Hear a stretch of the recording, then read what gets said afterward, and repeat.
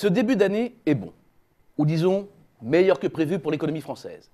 C'est ce qui nous a poussé à relever notre prévision de croissance pour le premier trimestre à 0,4%. Cet optimisme s'appuie d'abord sur l'analyse de notre environnement extérieur.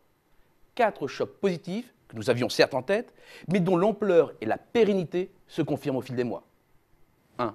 La baisse du prix des matières premières et de l'énergie, avec en vedette un baril dont le cours a encore perdu 27% entre le T4 2014 et le T1 2015. 2. La glissade confirmée de 9% de l'euro face au dollar sur la même période. 3. L'accélération de la zone euro. Un indice.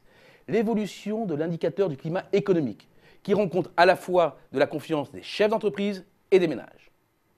En hausse en février pour le deuxième mois consécutif, il se situe désormais au-dessus de sa moyenne de long terme. Quatrième élément, la vigueur des économies américaines et britanniques. Ce sont donc immédiatement 60% de nos débouchés extérieurs qui sont porteurs. Ce tableau est certes un peu terni par les difficultés des BRICS. Premier constat, notre environnement international est positif et très favorable à la croissance. Eh bien, le contexte financier l'est encore plus. Pour les entreprises notamment, la baisse des taux d'intérêt se poursuit. En janvier dernier, pour les crédits de montant supérieur à 1 million d'euros, ils sont tombés à 1,57%. Pour ceux de montant inférieur, ils descendent à 2,33%. C'est historique dans les deux cas. Des taux bas qui facilitent le financement des projets porteurs et simplifient surtout la gestion quotidienne. L'environnement est donc propice à l'industrie. La courroie naturelle de transmission du dynamisme extérieur passe par les exports. Des taux bas favorisent l'investissement. 3 constats majeurs ressortent des données de l'INSEE. 1. Même s'il est encore timide, une tendance est à la reprise de la production manufacturière. 2. Les perspectives personnelles de production sont en hausse. Alors certes, la corrélation n'est pas parfaite, mais le sens est bien celui d'une poursuite de la hausse. Troisième constat, l'indicateur de révision des investissements augmente à nouveau. Or, cet indicateur est le mieux corrélé avec la variation trimestrielle de l'investissement. Il indique un rebond à venir.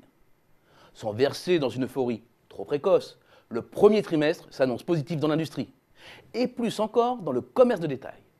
La cagnotte constituée au quotidien par la baisse du prix de l'énergie se retrouve en partie dans la consommation. Son bond est spectaculaire, et l'acquis de croissance fin janvier a été propulsé à 1,7 points, ce qui assure d'ores et déjà un premier trimestre solide. Tout n'est cependant pas débloqué. Dans les services, le climat des affaires est sans tendance réelle depuis un an et s'écarte même un peu de sa moyenne de long terme. C'est toutefois le BTP qui plombe le plus l'ambiance. Les travaux publics sont dans le rouge et le bâtiment ne cesse de s'enfoncer dans une crise profonde.